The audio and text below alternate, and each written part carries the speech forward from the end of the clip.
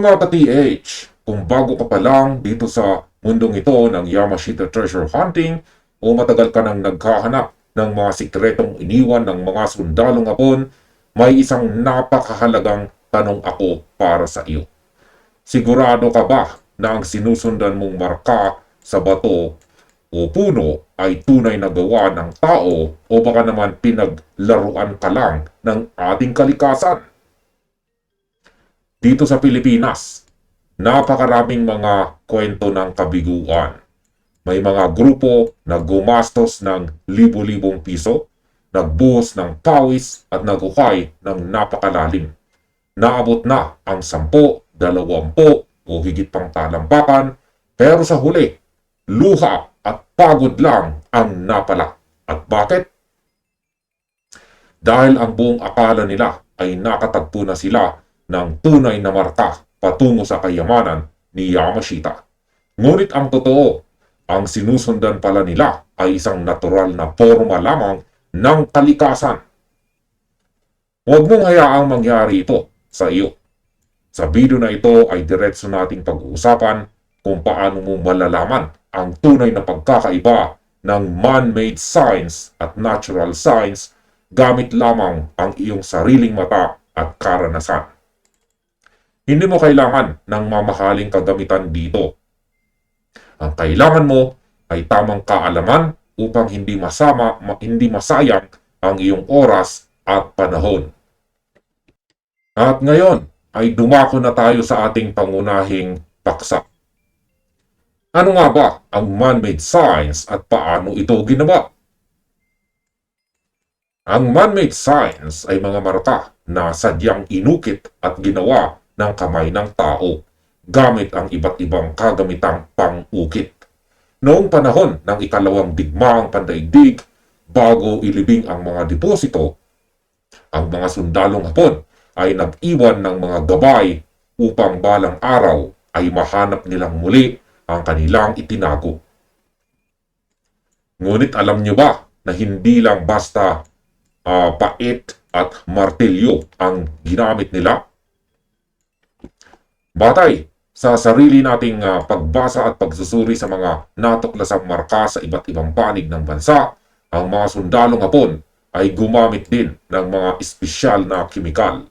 Ang mga kimikal na ito ay inilalagay sa matitigas na ibabaw ng bato upang lumambot ito o upang mag-iwan ng permanenteng ukit na hindi basta-basta nabubura ng ulan, hangin o ng mahabang panahon.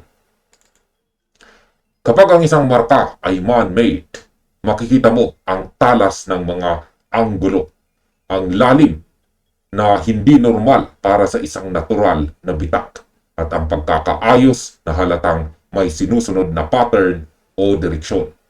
Ang mga markang ito ay sadyang ginawa para sa isang layunin, at yan ay ang magturo ng tamang daan, magbigay ng babala, o magsabi kung gaano kalalim ang isang deposito.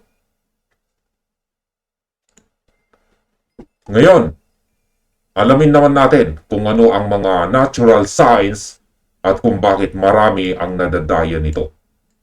Ang mga natural science ay mga hugis, linya o butas na likha lamang ng ating kalikasan.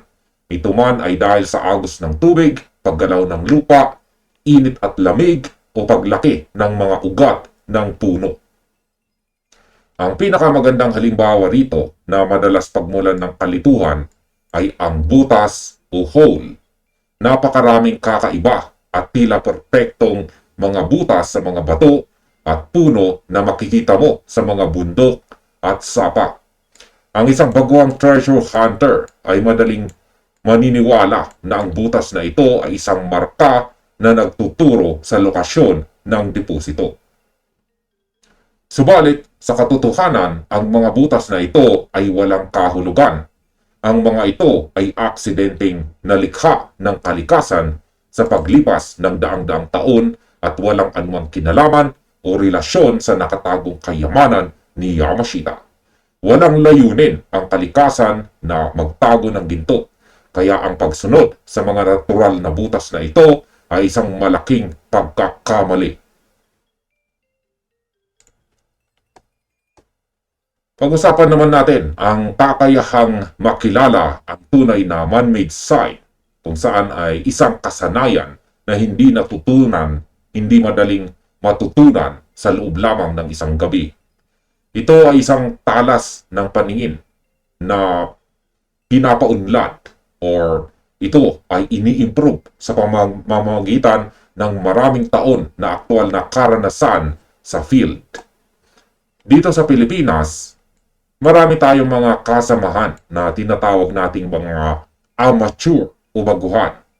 Dahil sa kawalan ng karanasan o kawalan ng gabay mula sa isang may alam, madalas silang mahulog sa bitag ng mga natural signs. Kapag nakakakita sila ng kakaibang hugis ng bato na mukhang pagong o isang uka sa puno na mukhang araw, agad silang magpapasya na maghukay.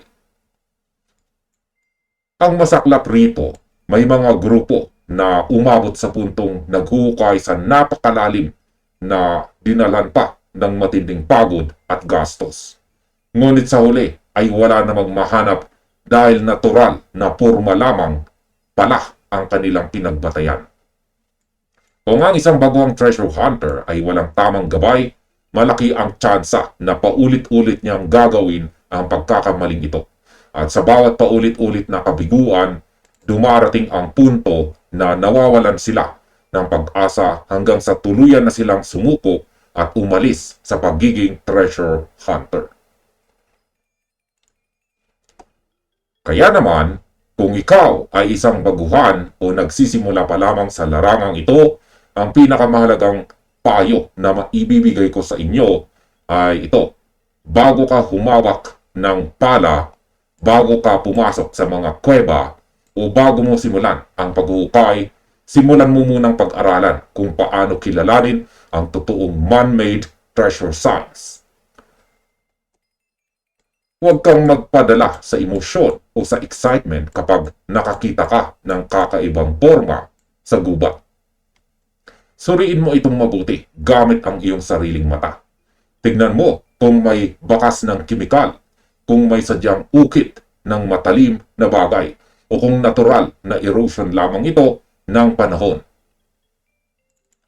Kapag naging eksperto ka na at na-master mo na ang kakayahang kilalanin ang pagkakaiba ng gawa ng tao at gawa ng kalikasan, dito mo palang pwedeng simulan ang susunod at mas malalim na hakbang. At yan ay ang pagbasa at pag-interpret sa kahulugan ng mga markang ito. Tandaan mga ka-TH, ang tamang kaalaman ang magliligtas sa iyo sa walang kabuluhang pagod at maglalapit sa iyo sa totoong tagumpay. At dito na nagtatapos ang ating video na ito. Maraming salamat sa inyong panonood at happy treasure hunting sa inyong lahat.